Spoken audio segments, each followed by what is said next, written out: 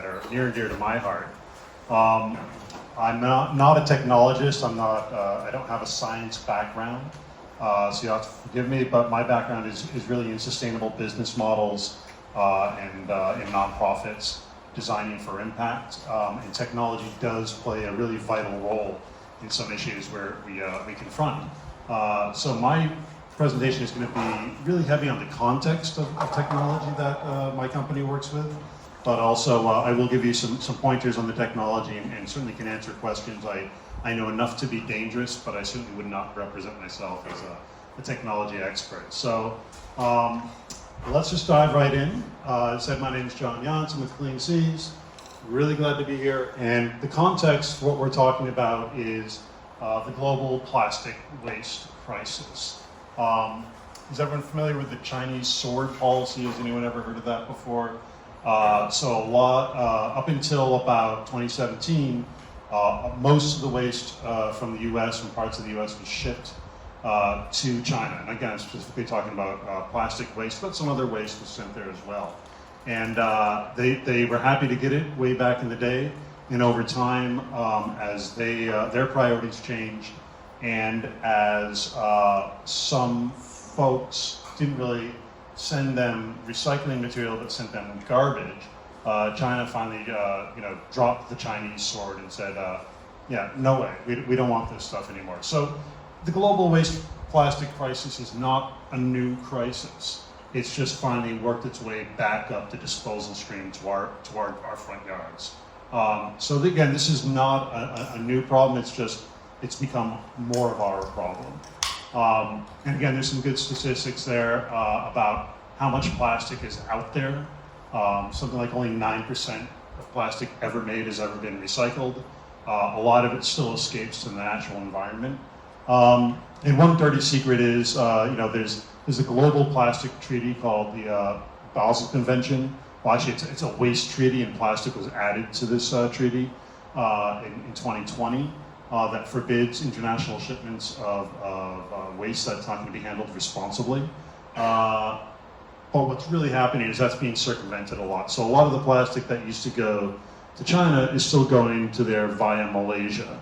And Malaysia will take and they'll pick through it and send the stuff that's valuable will still go to China. And the stuff that's not, where does it go? It goes out the back door into a ravine, and then all plastic is ocean-bound plastic eventually. So I think it's worth talking about, is there a plastic crisis or is there a plastic waste crisis? And does it matter? I personally think there's both, but for the purposes of my conversation, it doesn't even matter. Because some people will say, well, plastic is great. Plastic saves lives. Someone your kid at the ICU, use all the single-use plastic you want, doc, save my kid's life. And that's hard to argue with, right? And cars are more efficient with high plastic content and safer. And then there's a considerable conversation around what is the actual impact on greenhouse gas for different types of packaging. This is a robust debate that goes on that we don't have to get into now to agree that there's certainly, at the very least, a plastic waste crisis, because plastic is not generally being responsibly handled. But I would go further and say, again, there's actually a plastic crisis. We're just making way too much of this stuff. Plastic does have a climate change impact, which is been not really fully recognized. We're only just starting to understand it. Plastic will create greenhouse gas. Plastic never goes away. It doesn't biodegrade. It doesn't degrade. It just downcycles into microplastics. And you don't have to Google far to find out that we all have microplastics in our blood. Almost all the fish in the sea have plastic in them, and it's not a good thing. And again, we'll share the spreadsheet, the PowerPoint later, so you can get links to all my citations here, because I do try to make sure that I'm providing citations for facts that I'm spewing. And then even plastic that is being responsibly handled. So let's say you've put it into your recycling bin, whether it belongs there or not. We'll talk about that in a moment.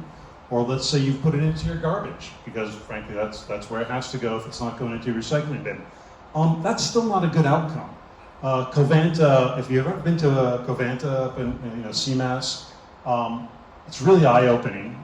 They occasionally will do tours, and it's startling. I mean, the trucks just start in the morning and back up, and at some point they turn them away. It's overburdened. Like, we have a solid waste problem as well. Again, I'm focusing on plastic today, but Southeast Massachusetts, New England, we have a solid waste problem. And part of that problem is they're seeing an increasing amount of plastic coming into the solid waste stream. MSW, Municipal Solid Waste, is an acronym here. And they don't want it. You might think, oh, plastic, it's great, it's got a carb value, it'll burn and create energy. No, there's something called the high heating value. And Covanta is very, very public about wanting to get plastic out of their stream. They want it to be a real steady, dependable mixture, and the science is beyond me, but it's pretty well established. They don't want it either, right? So it's, again, not a good outcome there. And again, there's climate, environmental impacts from burning plastic anyway. So what do we have? We have really well-documented environmental health and economic impacts of plastics. And then all mismanaged plastic is ocean-bound. Toss something out here in the yard, it's eventually going to make its way to a stream, it's going to make its way to an ocean or a pond, and again, not good outcomes. And then I think the impacts are even greater in a blue economy destination like Cape Cod. Everyone know what the blue economy is? Is that familiar with that term? I would figure with this audience I don't have to explain that. So the impacts are even greater here. So what are the solutions? How do we address this problem? There's a couple of different ways of looking at it. Is anyone familiar with the waste management hierarchy? Everyone's heard of reduce, reuse, recycle, right? It's promulgated by the EPA. And this is in order of priority. So very first thing we should all do is reduce plastic. Carry around a water bottle. Say no to the plastic cup on your coffee cup. Cap in your coffee, oops. So, right, so that's a problem. It's a habit. It's a very hard habit to break. We all do it. So reduce or refuse. Yeah, I'm just not going to take that stuff. And recycle when you can. There are a lot of people out there who will make provocative presentations. Go on YouTube, you'll see recycling is a lie. Recycling sucks. No, recycling actually generally works, and we should do more of it. We are pretty good about it here in the northeast of the U.S., not so good in other parts of the U.S., but we should be doing more of it, and we can do better, and there are a lot of really dedicated people working on that. And then there's energy recovery, so that would be, CMAS, Covanta. You can get energy back out of your plastics. And then there's treatment or disposable, the stuff you really don't want to have to do. Another way of looking at this is you can ban plastic. You can just say no, we're not going to use that stuff anymore. Or you can design for circularity. You can make it much easier to recover and reuse plastic in various fashions, whether it's through recycling or pure reuse. And so one great example that we're all familiar with of circularity, of course, would be bottle bills, right? Nothing new and radical there, although again, there are some challenges with those. So let's talk about some of those challenges. Banning or what's called extended producer responsibility, which again, a bottle bill is a form of EPR, is really hard. It takes a long time to enact, to get people to agree. Think about how long we've been trying to amend the bottle bill in Massachusetts. I mean, probably as long as I've been alive. It's crazy. And then they're slow to roll out once you actually agree on the policy. When's this going to take effect? Next summer? Next decade? I don't know. And then it gets caught in jurisdictional and really weird political conflicts. The state of Michigan is trying to ban single-use plastics. The city of Detroit and other places like Ann Arbor in Michigan are trying to ban single-use plastics. The state has passed a law saying you can't pass those bans. And how's it going to end up? I don't know. It's probably going to be tied up in the court for years. So in other words, best intentions are going to take forever to roll out. And then there's a really confusing patchwork of these rules.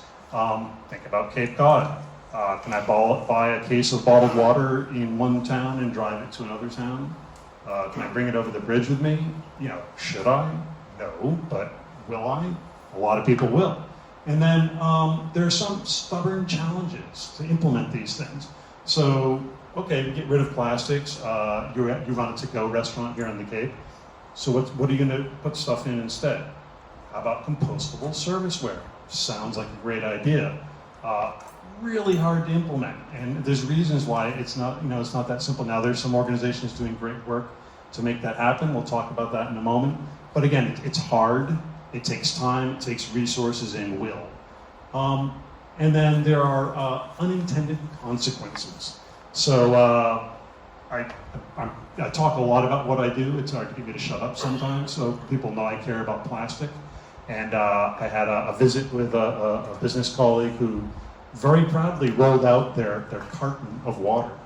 We're not going to serve you water in a plastic bottle, John. We know better. We're going to give you this. Unfortunately, the carton's worse. It's actually less recyclable than a PET water bottle. Talk about that in a moment. So again, people, even with the best of intentions, and frankly, not enough people have the best intentions, but even people with the best intentions are going to screw up. And then there's convenience workarounds, and I'm not going to throw anyone under any buses here, but I'm well aware of a local organization that funded and installed a water filling station somewhere here on the Cape. And it was great PR and a great impact. We're taking water bottles out of circulation here. There's demonstratable, okay, one water filling station displaces, thousands of single-use water bottles. And when the installer was visiting this site about a year after they installed it, there was a nice little dispenser of plastic cups next to this water filling station. Again, probably best of intentions, and you can kind of see why these things happen, but it's really hard to make this work. And then there's a couple, again, ripped from the headlines, you can see how complicated this stuff is. Again, two of the best, states in the country, you would think, for having the resources and will and care to do stuff about this. It's still playing out. We lag here in Massachusetts, California. They just, they're trying to pass bans. They were just trying to pass a ban on plastic gift cards. Makes sense to me. I mean, it's all digital now anyway. Why do you need to carry around this little piece of plastic that says, you have $20 a gap? The Governor Newsom vetoed this bill. Why? I have no idea.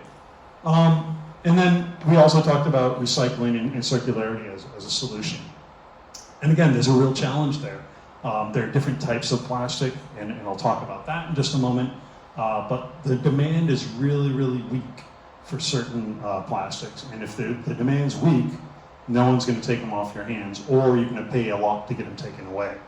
And then there's wish cycling, which also, so let's say you're collecting water bottles to recycle, and then someone dumps their something terrible in there. And I won't even give any gross examples, but there are lots of them. Well, then that's contaminated, and all of a sudden that entire load is not recyclable anymore. And what does this happen? Then this increases the cost for landfill incineration, and it backs up into your pocketbook. So you're paying it, whether you're doing pay by the bag you're throwing, or you're paying your taxes to your municipality. And then I would say that, again, I don't have a site on this, that's why there's a question mark there. I think the impacts are higher here in the US. So the Mass Department of Environmental Protection has great data. In fact, some of the best in the country, because I've been looking at a lot of these solid waste reports and projections. We do a great job of capturing data. There's some states where they don't even know what they've got. We do. We have a lot of it, and we're paying more and more. A great site from the county saying how much it costs and how much it's increasing in cost to get rid of this stuff. So, is everyone familiar with plastic recycling symbols? Everyone heard of these? So, like, this is number 6 on top of here. Well, so this is here's an example of some of the things that each of these codes, if you're familiar with them. 1s and 2s are pretty recyclable if you can get them clean and collect them, which is hard. But they're worth money. You know, if you had a ton of number 1 or 2 sitting in your garage right now, it's worth about 100, 120 bucks. You could ship that down to North Carolina, someone's gonna make it into Polar Fleece or Trex or something like that. Although there's, you know, not unlimited demand for those products, that's a good outcome compared to some things. But the rest of it, not so much. The rest you have to pay to take away. And in the northeast of the US, it's $100, $120 a ton that you're paying to get rid of this stuff. And again, as we already talked about, where it's going is not a good outcome for the environment. And again, it's wasted economic activity as well. So again, there's some people would call, you know, that's why I put a quote around recycling symbols. Some people would say recycling's a lie. Some people would say these symbols are a deliberate lie. It's in the back. Is there a reason to put different things in the different numbers, like food grade versus pet food? Yeah, good question. Yes, because each of these plastics has a different characteristics and would recycle differently and go to different either end products or methods of recycling.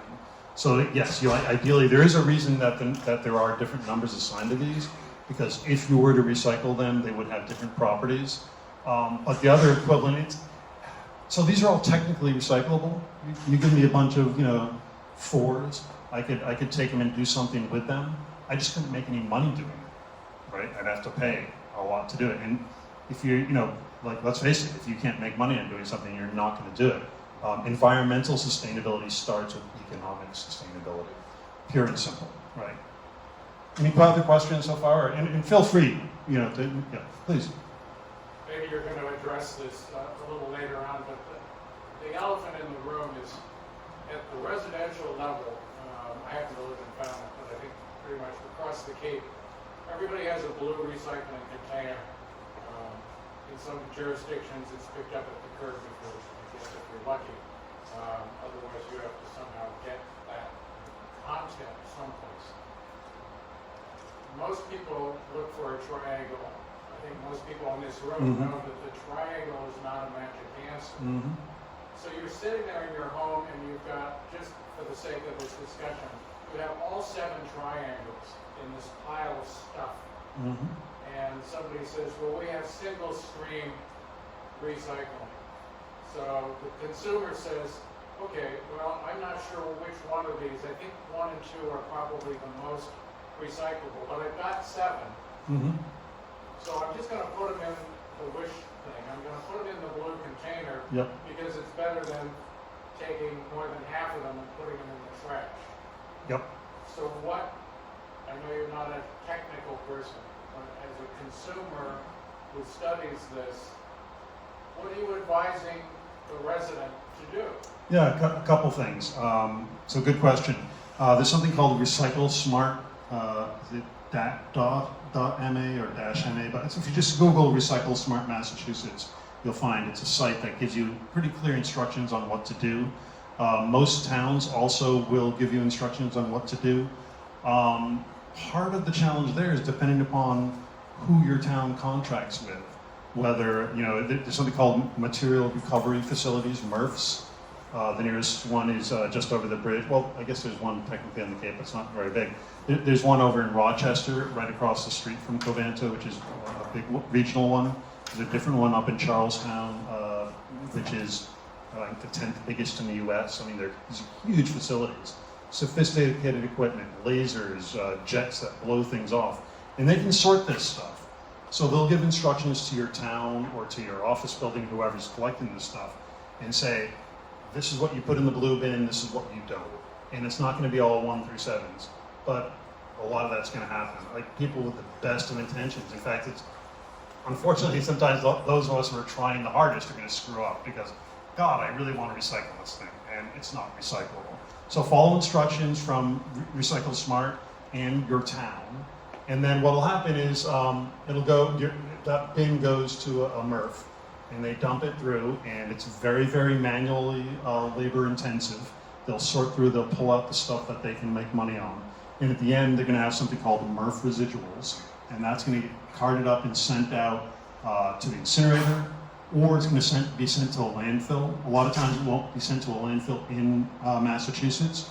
A lot of our stuff goes to Syracuse, New York, or New Hampshire, or even down much further south. Again, not a good outcome for this stuff, and I want to talk a bit some other possibilities to deal with that innovatively. Is the technology in to detect the different types of plastics? Is there technology, or do they have to be the numbers? Both, all the above. So there's manual picking, like these things go on a conveyor belt. You have lots of people whose job is, yeah, it's crazy. And then there's lasers that'll read things, and then there's black plastic, for example, which, and again, it's really complicated. So there is technology that exists to read black plastic recycling symbols. Not generally in Massachusetts, but in other parts of the country, and it's changes, right? So they're constantly investing, and that could change. Again, which adds to the complication. Like, how do I deal with all this stuff? Like, I don't know, and this is my job, right? It's so hard to keep up with this stuff. So it's very frustrating and a little depressing and intimidating. That said, again, I want to really underscore, if you take anything away from what I'm saying today, don't forget, reduce first, reuse, recycle, right? That's what we can do individually. We can lobby for smart regulations and policies to enable that. I'm going to tell you that in my day job, I'm not relying just on that because we have to do more. And again, so it's more than just post-consumer. It's more than the stuff in your blue bin. There's, really sobering statistics of durable goods, the stuff in your car, right? When you drive your car down, at the end of its life, it's taken away and crunched down. There's a lot of plastic in your car. Where is that going? Most of it's going to landfill. Construction debris, clothing, which actually Massachusetts, I think it was just last year, started to say you have to recycle textiles. Thank God, that's great. But how much of that plastic, you think about the plastic in your clothing and the lint in your dryer. How much of that lint is plastic? How much of that, what's going down your drain from your washing machine has plastic in it? Like again, it's a little overwhelming and it can be depressing, but how do we react? We have to take action. So I think we found ourselves at a plastic fork in the road. And honestly, I don't have anything else to do with this slide, but it came to me at 3 in the morning about a year and a half ago, and I've always wanted to put it in a presentation. This is the first time I've been able to do it. Does everyone know who Sporky is? Yeah. Okay. Gotta love Sporky. So, let's look in the bright side then. We're really lucky to live in a place like Cape Cod, and I mean that not just because it's beautiful and I'm a homer, but it's a great place. But we also are blessed with an astonishing array of nonprofits. Some people would say we almost have too many nonprofits, but it can work as a solutions laboratory. And full disclosure, I volunteer on the board of Jill's organization, Care for the Cape and Islands, which is doing really great work on these exact issues, and partnering with Woods Hole and funded by NOAA on some great programming. I urge you to check them out. So there's some really promising stuff happening there on educating, on inspiring, and then connecting people to solutions like water bottle filling stations or doggy do stations or all sorts of different things. But I'm not here to talk about care and promote too much self-promotion. And again, other organizations doing great work that you should be aware of and supporting and engaged with. Certainly, Center for Coastal Studies, the Cape Cod Anti-Litter Coalition, Barnstable County is doing a lot of work. There's the Sustainable Practices, which is really applying heat and pressure to get people to refuse and create policies that way. Again, challenging to roll out sometimes, and we all have to be really, really conscious of that. But it's really important to have that top of mind. So, why am I here? What do I do about this? What do I do about those 4 through 7s? And note I did say 4 through 7s, not 3 through 7s. Because 3 is PVC, and it's poison, and no one wants it. And it's probably going to be banned really soon anyway, thankfully. Because I can't even deal with PVC, and I'll talk a little bit about it why. But there are some advanced innovative technologies that can deal with the 4 through 7 plastics. It's not simple. It doesn't come without some controversy. and we'll talk about that in a moment. So there's something called polymer deconstruction. You may have heard it. Has anyone heard of chemical recycling, advanced recycling? Okay, a little bit about that. So that's kind of the branded name. I don't really like to use it because it's not recycling. Recycling's higher up in the hierarchy, right? We should do that first. But there's still so much we're not going to ever recycle. But there are some out there who would say, no, we're going to brand it. It's chemical recycling. It's all great. No, not necessarily. We'll talk about that in a moment. And then there's all sorts of chemistry behind it that I will give you a link to. I'm not going to bore you with molecule chains and polymers. But first of all, let me introduce my company. We're a publicly traded startup. We have a stock ticker. We're on minor exchange. We will be uplisting by the end of the year. This is all public information. And in fact, SEC wants me to tell you that anything I tell you today that's not public, you can't trade on. I'm not planning on telling you anything that's not public, but I'm obliged to tell you that. So I'm based here in Massachusetts. Our HQ is based in California. We have an R&D facility in India, in Hyderabad, India. We're working with the Indian Institute of Chemical Technology to research and development. And we have our first commercial facility, yay, in Morocco. And we have a contract to bring 1 million tons of plastic from Western Europe into Morocco to employ our technology. I'll talk about that technology in a moment. And then we're also working on plastic conversion facilities here in the US. My first project's opening in West Virginia next year. We have others in the pipeline in Arizona, working with ASU and their Walton Sustainability Services, Michigan, hopefully Massachusetts, and Puerto Rico, and then a few other up our sleeve. Our background is in sustainable technology, primarily renewables, wind and solar, distributed wind and solar, and we're funded, we have a sister company doing really interesting stuff in hydrogen. I'll talk about that in a moment. And we're funded on the project level by investors who care about these things. So ESG investing, everyone's probably heard of that, right? So that's how we do it. But we are not a technology company. So why am I here at the Technology Council? But we are project developers. We partner with a variety of technology companies to employ the most appropriate technology for each location. So the technology of the day, of the moment that I can deploy this year and make a difference this year, it's called pyrolysis. Also, it's a form of gasification. There are other technologies that we look at. We're looking at hydrothermal liquefaction. We're looking at, again, I said gasification, there's a few other plasma-based things that aren't really ready for commercial development.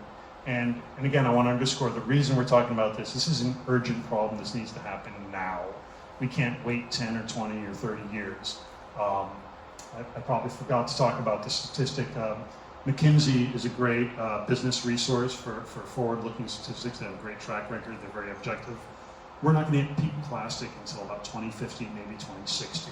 And that's including EPR policies and all the things that are being considered, certainly in countries like the United States. So, urgent problem. What's the technology of today? Pyrolysis. So pyrolysis is high heat, high pressure, no oxygen.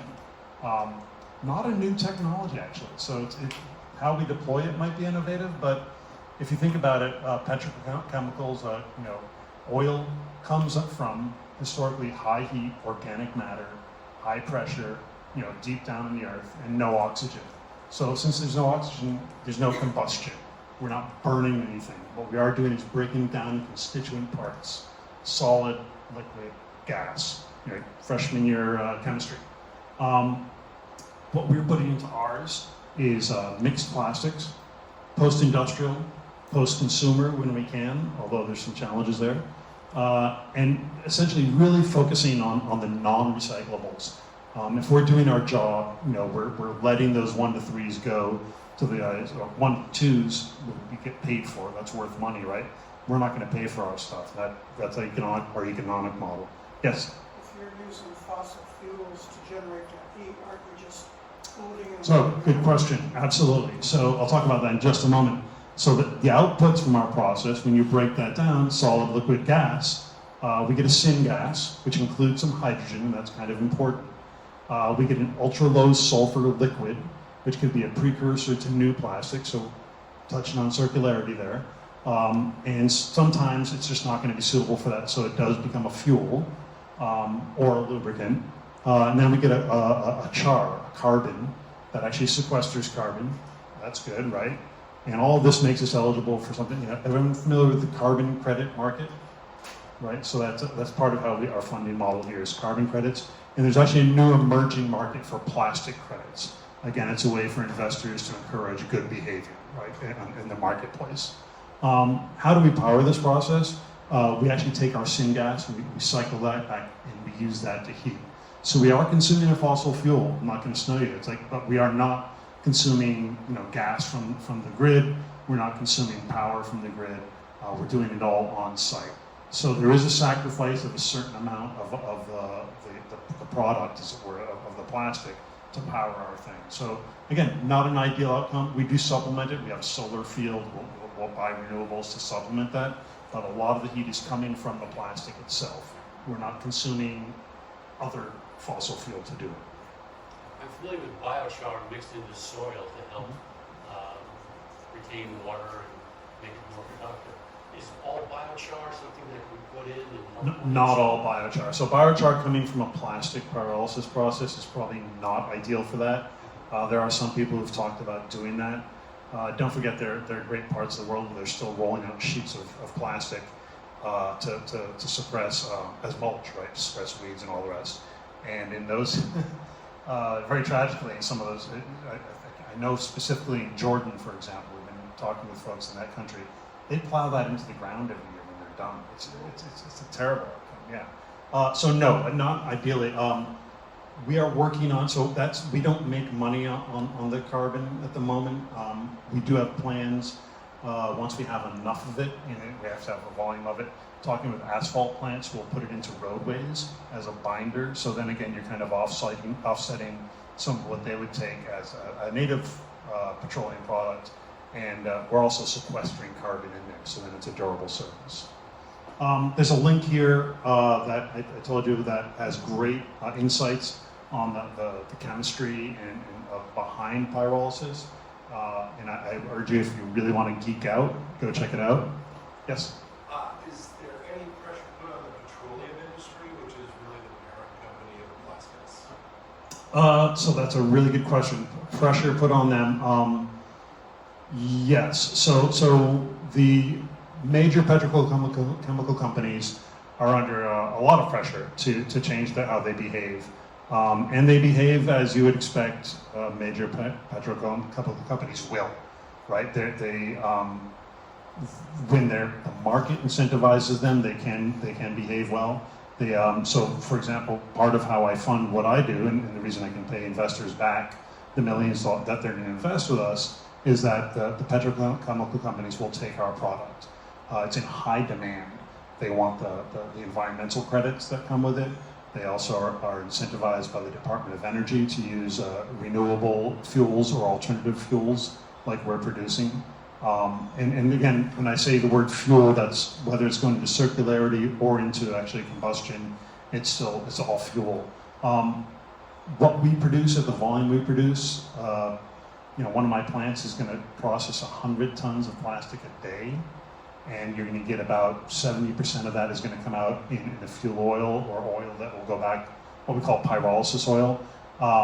So relatively efficient, and then about 10% of that sequestered carbon, and the rest is consumed to power the process. So that sounds like a lot. Right? Holy cow, we're making 70 tons of oil a day.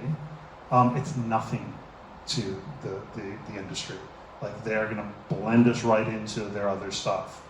So that high demand. So for pressure, yes, there are policies, official policies from the Department of Energy to pressure the petrochemical companies. And then there's also significant market forces which are encouraging them.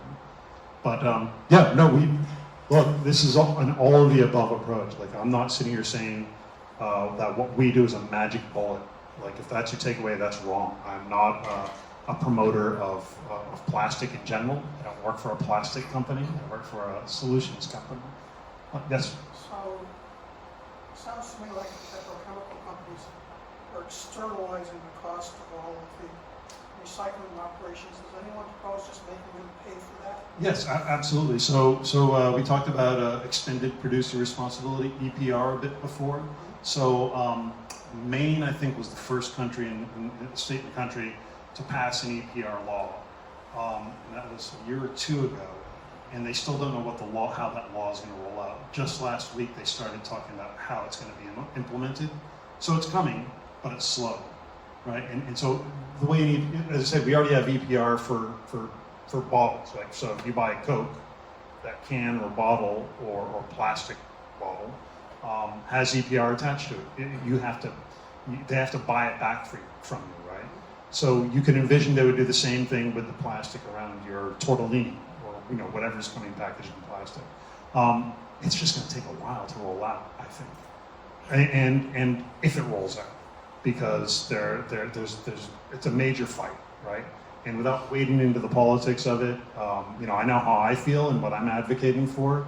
I'm also just saying this is the landscape I'm dealt with. This is what we're going to do to respond, if that makes sense. Yeah, please. So, plastic is like no substitute for certain applications, say medical, etc. At least not now. Do you know of anything on the horizon where people are inventing things like Sure. There's a lot of really interesting work on bioplastics, and I'm not an expert by any means, but I certainly see this stuff. At different universities, I've seen really interesting work on bioplastics, for example, made from seaweed or whatever. It's just not ready yet, as far as I can tell. I think it's going to be a while before you see that in a way, and appropriate in certain applications, and then some applications not necessarily. Like, I don't think you're going to see bioplastics in your car. I could be wrong, but you're not going to see any of this tomorrow or next year. How are the industries doing that are popping up with, like, you order something like detergent for your laundry, and then you send them the plastic bag, and then they send you another one? Is that working out? I mean, I don't even know what it is. Yeah, so again, I don't have any great case studies, and I probably should at some point. But I know, so for example, there's lots of experiments in that, and there's still, there's companies doing stuff like that. There's companies that'll send you out a bag, and you can fill the bag with your single-use plastics and mail it back to someone. There's a fairly large-scale pilot in Utah where they were doing that, and they just kind of quietly gave up. It was not working, right? So again, it's really, just think about the logistics of this, and then, again, everything's doable, but who's going to pay for it? And manufacturers are really smart manufacturers. I hate to say it, but are good at externalizing costs, right? Why would I pay for this if I can get someone else to pay for it? And again, this is not reasons not to push for these things. That is not at all. Hopefully, that's not a takeaway here at all. Like, it's reduce, reuse, refuse, recycle, and then there's still a lot of this stuff left, right? That's where I start to get. This is something I can do now, on top of other stuff. how big an impact will all of your new technology make? It could go from 9% to 11% or 9% to 20%? Yeah, good. Again, a very good question. And I don't know. I haven't crunched those numbers. I can tell you on tons per day, like that, because that's our KPI, our metric. And again, I would hesitate because I don't call what we do recycling. I would like to see that 9% recycling rate go up first before, and people say, well, what are you, crazy? Your business is dependent upon getting plastic. And I'm like, there's so much of this stuff out there. I mean, I've been on MRF tours all around the world now. I've talked to so many people. I mean, we're not going to run out of plastic for what I do. Certainly not in 20 years, which is, the lifetime of my, when I build a plant, I can pay it back in under 5 years. The equipment's going to last maybe 20 years before you have to replace it. We're never going to run out of plastic in that timeline. So I don't have conflicted interests there, right?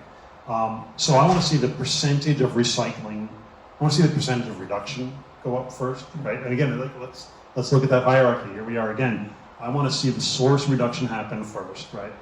I want to see recycling, like we've all got to get better about that. And some of it's personal behavior. Not a lot, because I'm not a great recycler, and I know better.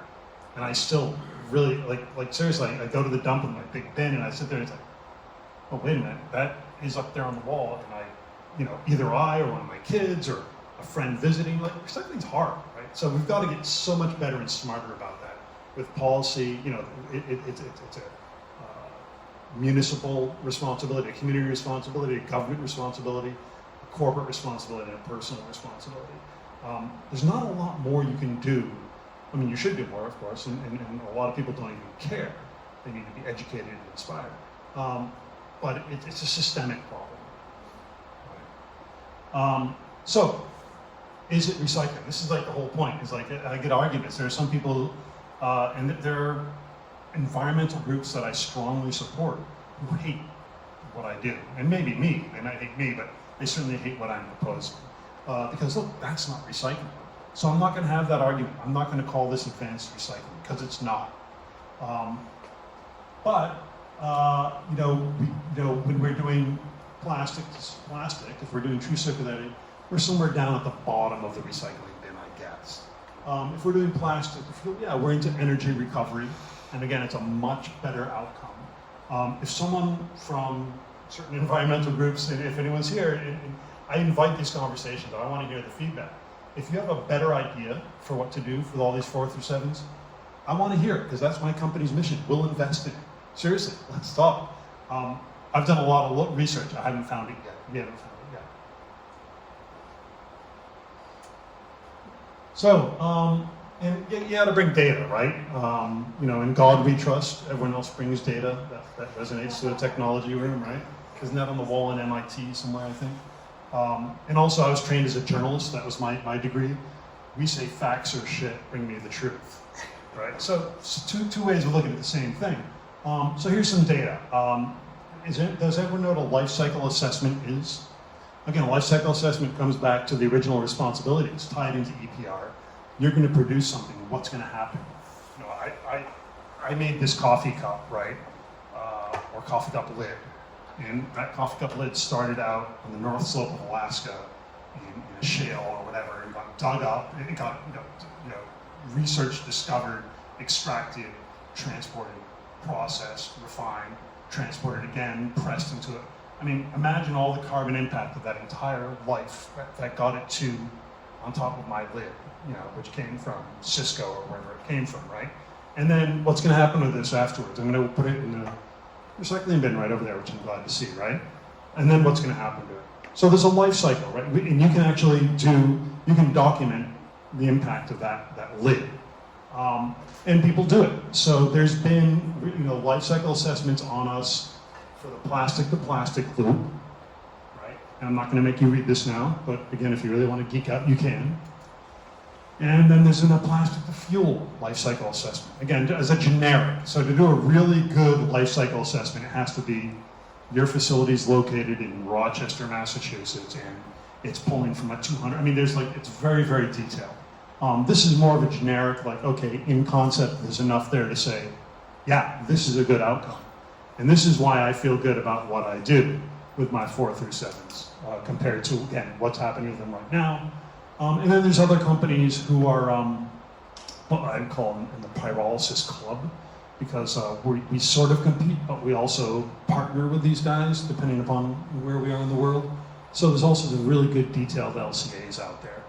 And you can see, so, you can say that if you're putting plastic into the plastic energy plant, it's going to a less climate impact change, 65% less incineration, right? So there's, again, I'm not going to kill you by reading a PowerPoint, but there's really compelling things. And some other folks that we work with and that we're aware of, really interesting stuff. So, okay, we're reducing CO2 emissions, 25,000 tons. And again, that's a net reduction when you factor all those complicated factors of a life cycle, right?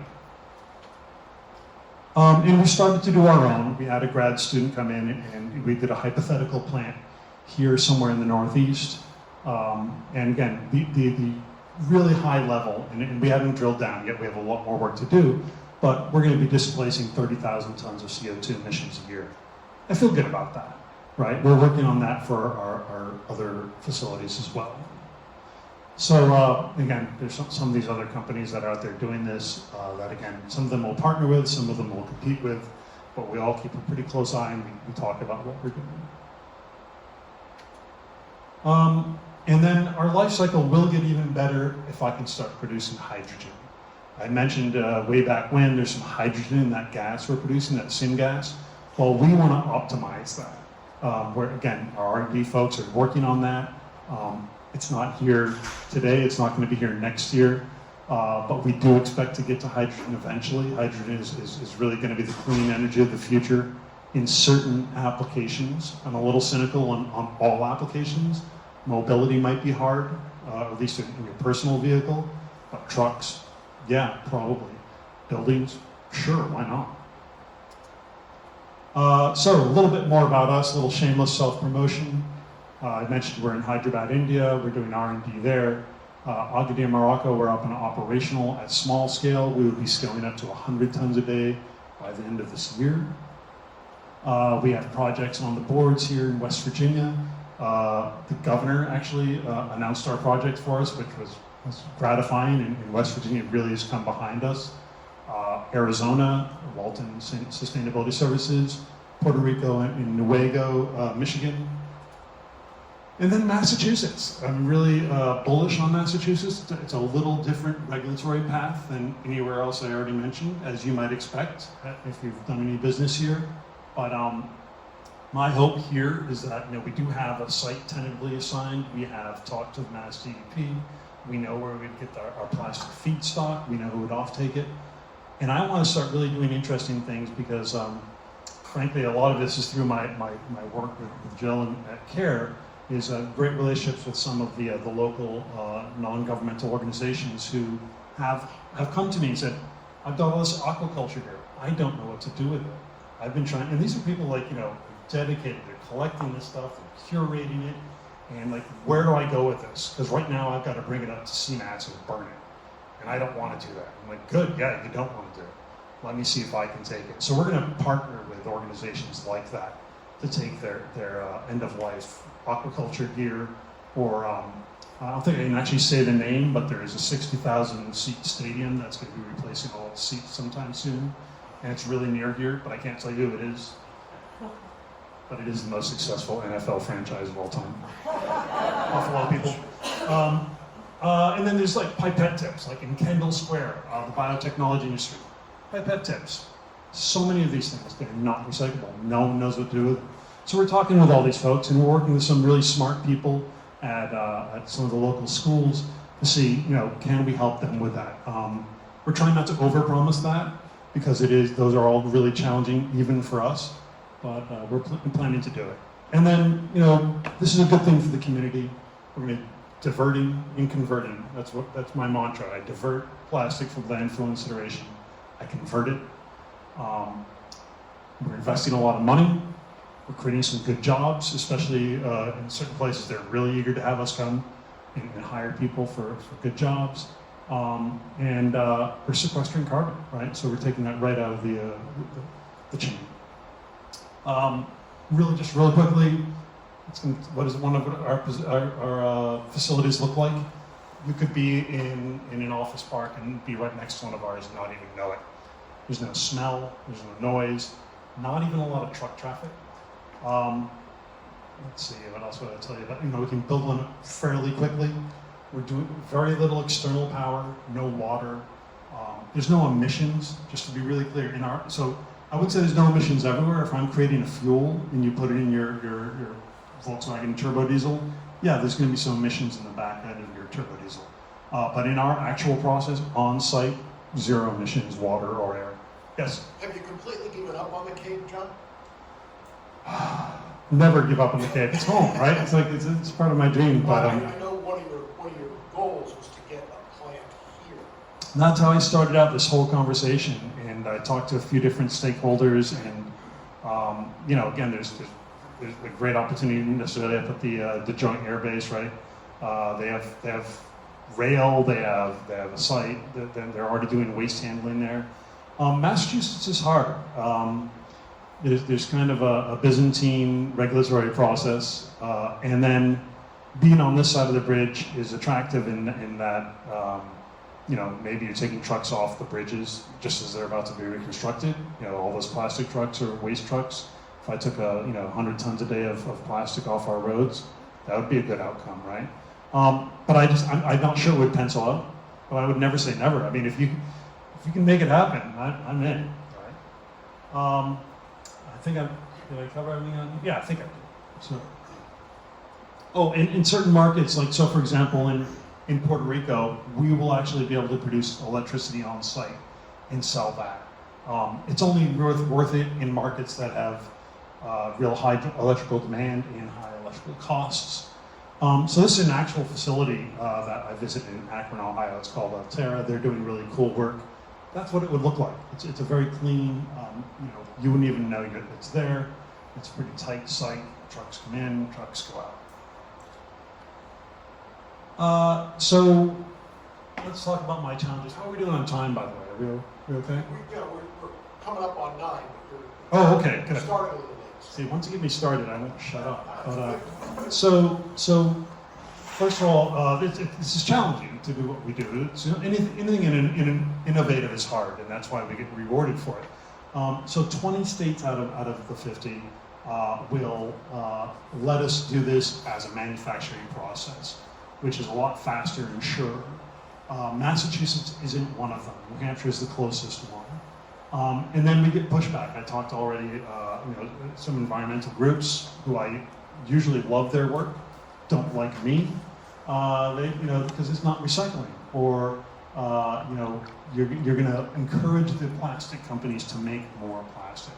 Well, I don't think, again, I talked about the volumes here. We're not a dent. Like, they're going to keep making plastics until we all get better as a society at stopping them. I'm not holding my breath, unfortunately. That's cynical, but just where I'm at, right? Excuse me. And then there's this magic, so the state has a no waste law, right? Mass DEP that people don't like to talk about. It's like, oh, you can't throw things away. Everyone knows you can't throw away mattresses anymore. Can't throw away clothes anymore. Not a lot of people know this, but right, you definitely can't throw away your refrigerator, right? You know that probably. But when something leaves the state lines, it's magically not our problem anymore, right? So this is, kind of the argument back and forth is like, are we dealing with our own stuff in our own backyard? Let's see, and then look, changing any system is hard. So getting people to grok what we're trying to do and improve it is hard. And then there's fractured waste chains. So one little insight is, and I'm just going to make up numbers here. Let's imagine I'm going to sell a ton of my pyrolysis oil for $1,000, and that's going to be tied to an index of there's global markets for oils of all types. And then in that $1,000, let's say $500 of that represents environmental credits. Well, those markets fluctuate. And at some point, like building any business, we have substantial challenges on saying, all right, if I build this now, but that market tanks in 3 years, what's going to happen? Can I pay my investors? Am I going to end up in jail because I've defrauded someone? No. So these are challenges that we're facing, market volatility. And that's why, some of the numbers we're throwing around are pretty big. And then there's opportunities, right? So I think I talked about, the LCA is pretty positive. It offsets things. Again, there's some good stats there, kind of recapping some of the things we talked about here. 84%, I talked about the stats that the Mass DEP collects and promulgates. 84% of our plastic waste is not banned. So you are allowed to throw it away right now. And again, this kind of comes into confusion. What can I put in my bin? And then how much is actually being recycled? Some people say we're only recycling 9%. That will really piss off some people in the recycling industry. Will say, no, we're actually recycling way more than that. That 9% includes automobiles and durable goods. But that stuff still ends up in the landfill. So again, let's not even get into those arguments. There's absolutely room to improve. Everyone would agree on that. We believe what we could do should complement EPR. We're not trying to say don't do that. And we're trying to create systemic change to shift the responsibility off of just us. Because again, we all feel terrible about the plastic crisis. We really do. I mean, of course you do. Anyone who cares. If you don't feel terrible, you're not paying attention. So let's share that responsibility back to the people to the system and to the people who create this stuff. And again, at the end of the day, valorizing, making something worth something, right? We're going to valorize all plastic. Right now, 1s and 2s get recycled fairly well because they have value. We're going to add value to all the plastic. And I guess the last thing I would say is, let's not let perfect be the enemy of better, much better, like the outcomes we're talking about. And I think that's me.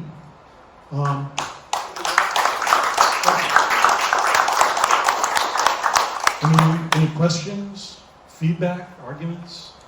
Yes, please. I recently took a sustainability class. I had to focus at home on just looking at the stuff coming in, the stuff going out, and kind of having a short list of, what attempt to try to get that stuff out, so just end up in the trash and help it. And it was really shocking the amount of stuff when there's some of the plastic waste, because these don't get recycled, or it's addiction materials, or you gotta send it here, you gotta go here. I looked at the can recycling, even though they do it around anymore, and the sentence, I'm sure if I'm, still 5 cents it goes back, or that would establish. I can see how it could be a problem here dealing with this is not very consumer responsibility, or, one organization, it's just not a system. It is, and look, it's easy. Some people would take that and just say, well, let's forget it. Like, recycling's a scam. Let's not even try. And that's a terrible response, frankly. It means, and what it does mean is, yes, do what you can individually, but also get engaged with organizations. Like, again, Jill's organization is doing really great stuff. There's other organizations here doing great stuff to say, all right, you guys want to ban water bottles in my town? Like, I'm gonna volunteer on that committee to figure out how we actually do that in a way that works for everyone. Because again, as a businessman myself, I know how frustrating it is if someone just kind of throws regulation at you without trying to actually give you a solution. In other words, I wanted to, help me do it. And again, that's what some of these organizations are really doing great work to help happen, to help businesses, to help towns roll this stuff out. So again, there's a personal responsibility without a doubt, but there's also a community responsibility. Yes, please, in the back first. Just a quick question. It seemed like a couple of years ago, corn products seemed to be an insert of plastic. Like, who wants to drink iced coffee out of a paper cup, right? So corn came along. It seemed like it was going to catch on, but it didn't really seem to go anywhere. I'm just curious your thoughts. Yeah, and so it's a good question, and I don't know exactly why. Frankly, I won't pretend to know. I always have an opinion. I can always speak out about to give an opinion, but I don't know for sure. I do know, so for example, I know ethanol is very problematic. A lot of people say, let's offset petroleum with ethanol. The LCA for ethanol is actually not great, right, for a lot of reasons, because of land use, because of fertilizer and water and all the rest. It actually ends up being not great. That may be the case with corn-based solid, products, but I don't know. Or it might just simply be that, and again, I'm trying to remember, Jill might remember as well, Starbucks just, for example, rolled out some insights on stuff they've tried to do. And again, I don't know if it was specifically about corn products, but I do know the companies that care, and Starbucks, they are trying to do the right thing, I think, generally. They don't always, but they're trying, I think, or at least they're playing lip service. They're testing this stuff all the time. So I would imagine that at some point someone tried the corn and either fell apart, or the customer experience wasn't great, because everyone's always going to go, if the customer experience isn't going to be good, it's not going to happen. Again, marketing 101, right? So that's my guess is what happened with it. It just didn't work for either life cycle purposes and or customer experience. You were next. Yeah, are there countries that are using plant-based plastics?